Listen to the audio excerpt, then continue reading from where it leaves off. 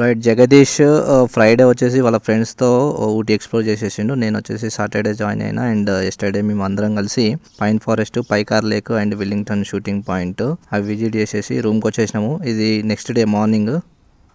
Night మాత్రం temperature చాలా low ఉండే, 8 degrees అట్లా ఉండే, ఫుల్ చలి. అండ్ మార్నింగ్ 6:30కి అట్లా లేచేసి ఇంకా కొద్దిగా ఫొటోస్ అవి ఇవి తీసుకుంటూ టైం పాస్ చేసినాము.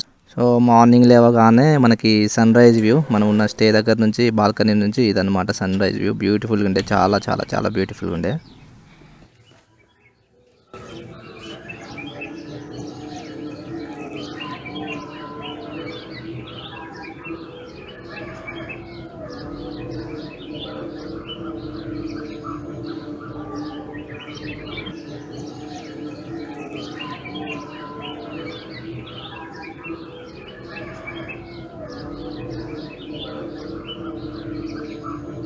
ఇంకా వ్యూ బాగుంది కాబట్టి మార్నింగ్ లేవగానే మస్తు ఫోటోలు తీసుకుంటే, వీడియోలు తీసుకుంటే మస్తు టైం పాస్ చేసిండే. ఇంకా ఒక్కొక్కరికి 5-6 ఉన్నాం కాబట్టి ఒక్కొక్కరికి ఫోటోలు తీయడానికి కనీసం మాకు ఒక గంట సేపు పట్టింది మొత్తం ఫోటో సెషన్ అంతా కంప్లీట్ చేసుకోవడానికి.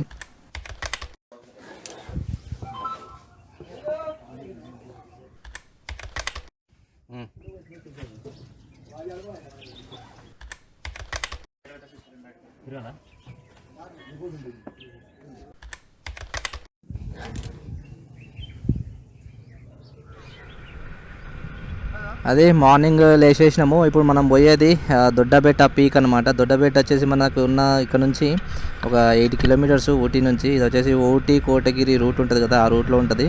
ఒక 30 minutes పడుతుంది మనకు 8 kilometers అయినా సరే. సో ఎందుకంటే ఇది చాలా హై ఇంక్లైన్డ్ రోడ్ అనమాట. So incline road and narrow కూడా ఉంటుంది. అందుకని చెప్పేసి మనకు 28 kilometers అయినా సరే 30 minutes పడుతుంది.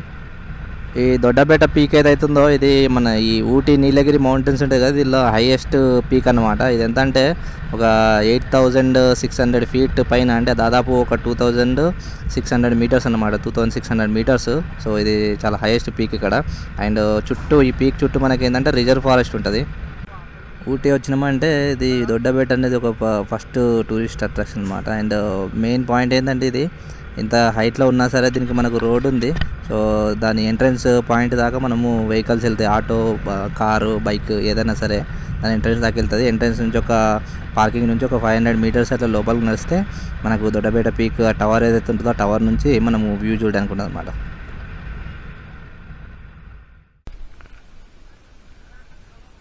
రైట్ బైక్ పార్క్ చేసేసి మనం ఇది ఎంట్రన్స్ ఉంది కదా, దీని లోపల రావాలి. ఇక్కడ కనబడుతుంది, ఇది మనకు వాచ్ టవర్. దీనిపైన చూస్తే మనకు ఊటీ మొత్తం కనబడుతుంది. ఇంకా మనకు లక్ బాగుంటే మొత్తం క్లౌడ్స్ కూడా మనకు మొత్తం చూడొచ్చు ఇక్కడ.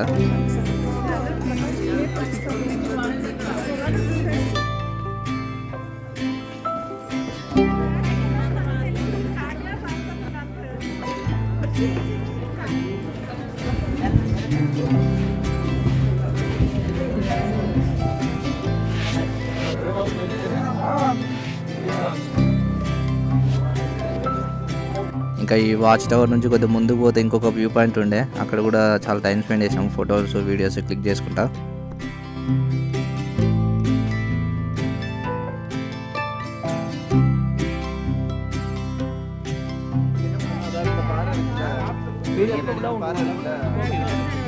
ఇంకా దొడ్డబెట్ట నుంచి రిటర్న్ అయ్యే దారిలో కూడా మంచి మంచి లొకేషన్స్ ఉండే. సో అక్కడ ఆగి కొద్దిగా బాగా టైం పాస్ చేసాము, ఫొటోస్ అండ్ వీడియోస్ బైక్ మీద అటు ఇటు తిరుగుకుంటా, కార్స్ మీద ఫొటోస్ తీసుకుంటా.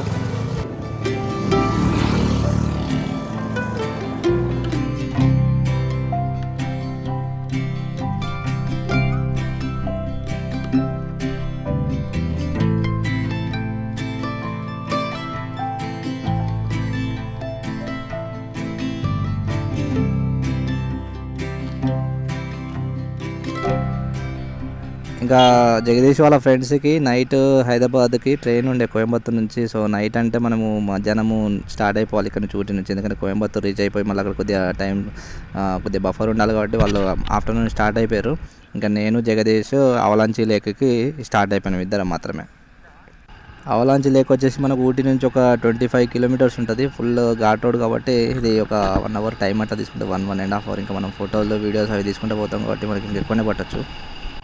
అవలాంచి అంటే మీనింగ్ ఏంటంటే ల్యాండ్ స్లైడ్ అనమాట. సో ఒక 200 years బ్యాక్, అంటే ఒక 1800s ఆ టైంలో సో ఇక్కడ ఒక పెద్ద ల్యాండ్ స్లైడ్ జరిగింది. సో దానిపైన దాన్ని బట్టి దీనికి అవలాంచి అని పేరు వచ్చింది లేక్కి. ఇంకోటి ఏంటంటే ఈరోజు వచ్చేసి వీక్ డే. సో రోడ్డు చాలా ప్రశాంతంగా ఉండే, వెహికల్స్ అవి ఏం లేకుండే, మేము మాత్రం వెళ్తున్నాం. సో చాలా చాలా పీస్ఫుల్గా రైడ్ చేసుకుంటూ వచ్చేసినాము అవలాంచికి.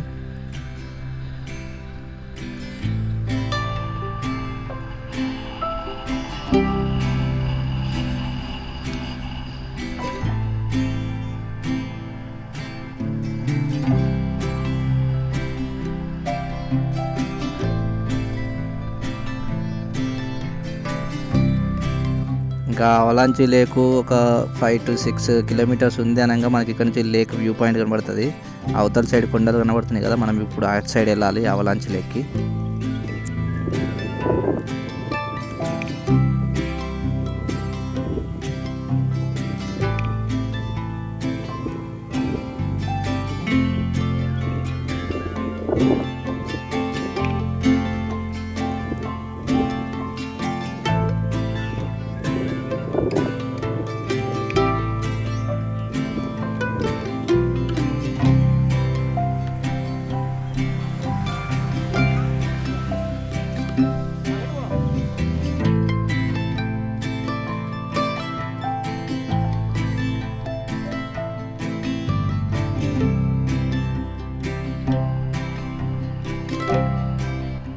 అవలాంచికి మనము ఒక 1 o'clock స్టార్ట్ అయినాము. మేము వచ్చేసరికి 2:30 అయింది.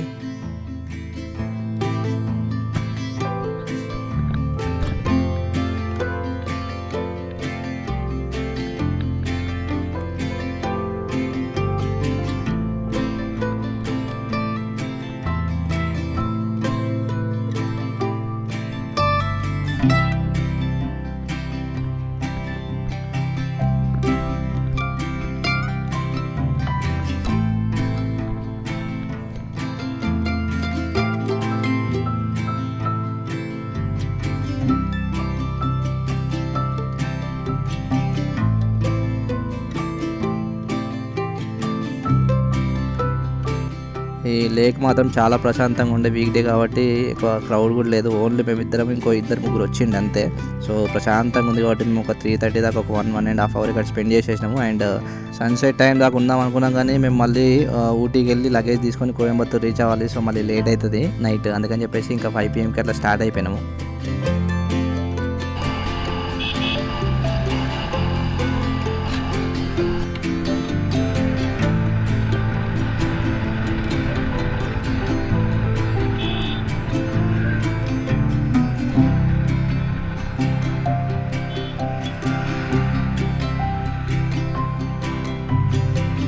ఇంకా మేము కోయంబత్తూర్కి స్టార్ట్ అయ్యేసరికి ఆల్మోస్ట్ ఇంకా చీకటి పడుతుంది. ట్రాఫిక్ చూస్తున్నారు కదా, ఈవినింగ్ అయితే టూ మచ్ ట్రాఫిక్ ఉండే. సో ఇది 2 hours పడుతుంది అనుకున్నాం, కానీ మేము ఫైనల్గా కోయంబత్తూర్ రీచ్ అయ్యేసరికి మాకు ఒక 3 hours పట్టింది ట్రాఫిక్ వల్ల. అది ఇంకా ఊటీ విజిట్ వీడియో ఇప్పటితో క్లోజ్ చేసేస్తున్నా. వీడియో నచ్చితే కనుక లైక్ చేయండి, షేర్ చేయండి, అండ్ ఫ్రెండ్స్ అండ్ ఫ్యామిలీతో షేర్ చేయాలి తప్పకుండా. అండ్ వాట్సాప్ స్టేటస్లో తప్పకుండా షేర్ చేయండి. అండ్ కింద సబ్స్క్రైబ్ బటన్ ఉంది, రెడ్ బటన్, అది క్లిక్ చేస్తే మీకు ఏంటంటే నేను ఎప్పుడు వీడియోలో అప్లోడ్ చేసినా మీకు వెంటనే చూడడానికి నోటిఫికేషన్ వస్తుంది అనమాట. అండ్ నెక్స్ట్ వీడియోలో మళ్ళీ నెక్స్ట్ లొకేషన్లో కలుద్దాం. Till then bye bye.